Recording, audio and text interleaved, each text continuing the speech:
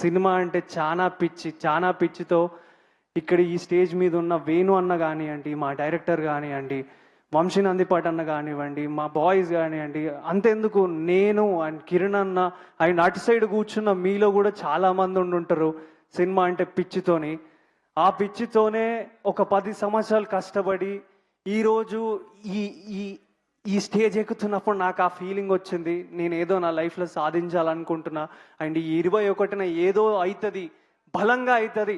మమ్మల్ని ఎంతమంది ఆపడానికి ట్రై చేసినా మేము బలంగా రిప్లై బ్యాక్ ఇస్తాం 21న రోజు అని నేను గట్టిగా చెప్తున్నా.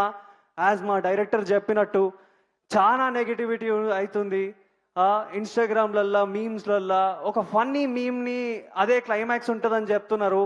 నేను ఆ మీమ్ ఎవరేషన్లో వాళ్ళకి చెప్తున్నా, అన్న నువ్వు వేసిన మీమ్కి ఇంకో నలుగురికి నా సినిమా వస్తుంది 21కి అని తెలిసింది, దానికి థ్యాంక్ యూ.